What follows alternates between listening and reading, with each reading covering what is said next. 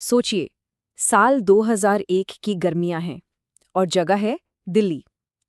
उस वक्त ना ये शहर एक बहुत ही अजीब और भयानक रहस्य की चपेट में आने वाला था। एक ऐसा रहस्य जो देखते ही देखते पूरे देश की सुर्खियों में छा गया। तो कहानी शुरू होती है 5 अप्रैल 2001 से। एक आदमी आराम से अपनी छत पर सो रहा था कि अचानक उस पर हमला हो जाता है। इससे पहले कि वो कुछ समझ पाता, हमलावर गायब। पीछे क्या बचा? बस एक धुंधली सी याद, एक परछाई किसी बंदर जैसी आकृति की। अब ये जो पहली घटना थी ना, ये तो सिर्फ शुरुआत थी। बहुत जल्द ही शहर के अलग अलग कोनों से बिल्कुल ऐसी ही खबरें आने लगी और लोगों में एक अजीब सी बेचैनी फैलने लगी। ये हमले सिर्फ बढ़ ही नहीं रहे थे, बल्कि और ज्यादा खतरनाक होते जा रहे थे। जो दहशत पहले सिर्फ गाजियाबाद तक थी, वो अब फैलकर दिल्ली और नोएडा तक पहुंच चुकी थी। तो सवाल ये था कि आखिर ये मंकी मैन था कौन, या क्या था? और पता है क्या, जैसे जैसे ये हमलों की खबरें बढ़ती गई ना, मंकी मैन के बारे में जो बातें सामने आ रही थी वो और भी ज्यादा अजीब होती जा रही थी। सबसे मजेदार बात तो ये थी कि किसी भी दो लोगों की बातें आपस में मेल नहीं खा रही थीं। मतलब कोई कहता कि वो 8 फुट का लंबा चौड़ा इंसान था, तो किसी के लिए वो एक बिल्ली जितना छोटा सा था। किसी ने कहा कि उसकी त्वचा गोरी और आंखें नीली थीं, तो कोई कह रहा था कि उसके शरीर पर काले बाल और आंखें एकदम लाल थीं। बिल्कुल कंफ्यूजन। और रुकिए, कहानी यहीं खत्म नहीं हुई। बातें तो और भी अजीब होने लगी। लोगों को लगने लगा कि उसके पास कोई सुपरनैचुरल पावर है, जैसे एक हेलमेट है जिससे वो गायब हो सकता है, उसके पंजे मेटल के हैं, और तो और पैरों में स्प्रिंग लगे हैं जिससे वो ऊंची ऊंची छलांगे लगाता है। मतलब ये कहानी अब हकीकत से कोसों दूर जा चुकी थी। तो ये तो हो गई सब अजीबोगरीब कहानियां। लेकिन अब जरा देखते हैं कि इस फैलते हुए डर के असली और खतरनाक नतीजे क्या निकल रहे थे। आप अंदाजा लगाइए दहशत किस लेवल पे थी। पुलिस के पास 65 से भी ज्यादा अलग अलग इलाकों से 100 से ज्यादा कॉल्स आईं।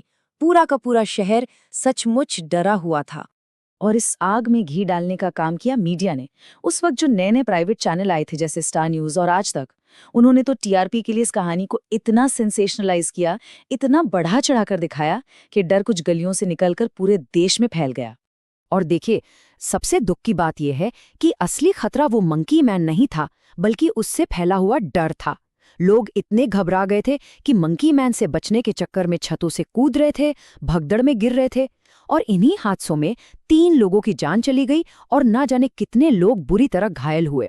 अब जाहिर है, जब हालात इतने बिगड़ गए तो सरकार को भी एक्शन लेना पड़ा। सोचिए, 3000 पुलिस वाले तैनात किए गए और मंकी मैन की खबर देने वाले के लिए 50,000 रुपए का इनाम भी रखा गया। लेकिन हफ्तों की छानबीन के बाद भी पुलिस के हाथ बिल्कुल खाली थे। न कोई सुराग, न कोई सबूत। और यहीं से ये कहानी एक नया मोड़ लेती है। जवाब अब सड़कों पर नहीं, बल्कि इंसानों के दिमाग में खोजा जाने लगा। तो फिर सवाल ये उठता है कि अगर कोई मंकी मैन था ही नहीं, तो फिर लोगों को ये चोटें कैसे लग रही थीं? ये क्या हो रहा था? वो कौन सा डर था जो लोगों की जान तक ले रहा था? तो देखिए, एक्सपर्ट्स का मानना है कि इसका जवाब एक साइकोलॉजिकल चीज में है, जिसे मास हिस्टीरिया या मास साइकोजेनिक इलनेस कहते हैं। ये एक तरह का सोशल वायरस है जो स्ट्रेस और टेंशन वाले माहौल में एक से दूसरे में बहुत तेजी से फैलता है। अच्छा, तो फिर उन चोटों का क्या जो लोगों को लगी थी? मेडिकल जांच में पता चला कि हाँ, चोटें तो असली थीं, पर उनके पीछे कोई सुपरनैचुरल वजह नहीं थी। जो काटने के निशान थे वो शायद चूहों के थे, और जो खरोंचें थी वो घबराहट में भागते गिरते वक्त लगी थीं। और रात के अंधेरे में अक्सर एक मामूली सी परछाई भी लोगों को मंकी मैन जैसी दिख रही थी।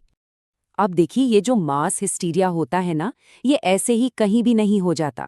इसके लिए एक खास तरह का माहौल चाहिए होता है। और 2001 में दिल्ली में वो सारी चीजें मौजूद थीं जो इस तूफान को खड़ा कर सकती थीं। इसके पीछे कई वजहें थीं। सबसे पहली, बहुत ज्यादा स्ट्रेस। ज्यादातर लोग जो इसका शिकार हुए वो गरीब तबके के थे, जो भयंकर गर्मी और बिजली कटौती से पहले ही परेशान थे। दूसरा, मीडिया का रोल, जिसने कहानी को बढ़ा चढ़ाकर पेश किया। तीसरा, समाज में अंधविश्वास का होना, जहां अफवाहें तर्क पर हावी हो जाती हैं। और आखिर में चाहिए था बस एक ट्रिगर, जैसे रात में कोई परछाई या कोई अजीब सी आवाज। बस इन सब ने मिलकर डर का एक परफेक्ट स्टॉर्म बना दिया। और इस बात को 2003 की एक मेडिकल स्टडी भी सपोर्ट करती है। उसके मुताबिक 94% पीड़ित समाज के गरीब तबकों से थे और इनमें से भी लगभग 2/3 20 से 30 साल के लड़के थे, यानी वही ग्रुप जो उस वक्त सबसे ज्यादा स्ट्रेस झेल रहा था। और फिर जितनी तेजी से ये दहशत शुरू हुई थी ना, उतनी ही तेजी से खत्म भी हो गई। जैसे ही पुलिस ने अफवाहें फैलाने वालों को पकड़ना शुरू किया, पुलिस के पास कॉल्स आनी बंद हो गई, मीडिया का इंटरेस्ट भी खत्म हो गया और मंकी मैन बस गायब हो गया। वैसे ये कोई पहली बार नहीं हुआ था। इतिहास में ऐसी कहानियां भरी पड़ी हैं। जैसे 1830 के दशक में लंदन में एक स्प्रिंग हील्ड जैक हुआ करता था। मतलब नाम बदल जाते हैं, जगह बदल जाती हैं, लेकिन ये जो मास हिस्टीरिया की घटना है, ये बार बार होती रहती है। तो मंकी मैन की कहानी से हमें एक बहुत जरूरी सबक मिलता है। ये हमें दिखाता है कि कैसे स्ट्रेस, अफवाहें और मीडिया, ये तीनों मिलकर एक ऐसे राक्षस को जन्म दे सकते हैं जो असल में है ही नहीं। और आज के दौर में जब कोई भी चीज मिनटों में वायरल हो जाती है, ये सवाल और भी ज्यादा अहम हो जाता है कि जब डर वायरल होगा तो अगली मॉन्स्टर को आने से कौन रोक पाएगा। जरा सोचिएगा इस बारे में।